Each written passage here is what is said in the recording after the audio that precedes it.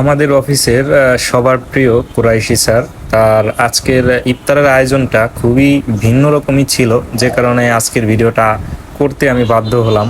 এদিকে দেখতে পাচ্ছি স্যারের বন্ধু অনেক বড় করে মোনাজাত ধরেছে। এর পাশাপাশি ইফতারের আয়োজনে কি কি ছিল এবং আমরা কে কে গিয়েছিলাম এবং কিভাবে গিয়েছিলাম ওটাই থাকছে আজকের ভিডিওতে। সো আসসালামু আলাইকুম, what's up guys, it's me Sheikh Babar and welcome back to my YouTube channel and Facebook page. So basically এখন আমরা আছি একটা প্রাইভেট একটা বাসে, তারপরে মিরপুর থেকে নেমে উঠে পড়লাম ইসিবি চত্বর যাওয়ার উদ্দেশ্যে। ইসিবি চত্বর থেকে কিছুটা হেঁটে আমরা চলে আসলাম মানিকদি নামে একটা স্থানে। তো এখানে নিচে হচ্ছে অজু করার স্থান, যেটা অনেকটাই পরিষ্কার পরিচ্ছন্ন ছিল এবং যেটা পরিবেশটা আমার কাছে অনেক বেশি ভালো লেগেছে। এবং ওঠার সময় যে দোয়াটা পড়া হয় ওটা সুন্দর করে লেখা আছে, উপরে ওঠার সময় পড়ুন আল্লাহু আকবার, নিচে নামার সময় পড়ুন সুবহানাল্লাহ। এবং ছাদের উপরে হচ্ছে রান্নার যে আয়োজনটা ছিল ওটা করা হয়েছিল এবং অনেক দিন ধরেই মনে চাচ্ছিল যে ইফতারের একটা পার্টি করি, কারণ বাড়ি থাকলে অবশ্যই একটা ইফতার পার্টি হইতো বন্ধুদের নিয়ে। তো এই যে হচ্ছে আমাদের সবার প্রিয় কুরাইশি স্যার, সেও একটু ভিডিও করতেছে, মানে তার একটা ফ্রেন্ড এই যে দেখতে পাচ্ছেন অনেক বড় ধরে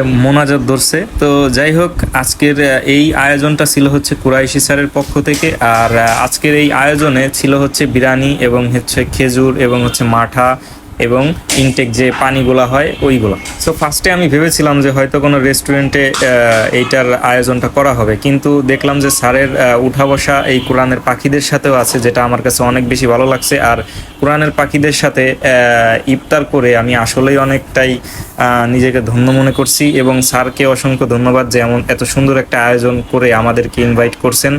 অ্যান্ড এই পর্যন্তই ছিল আমার ভিডিওটা। আল্লাহ হাফেজ।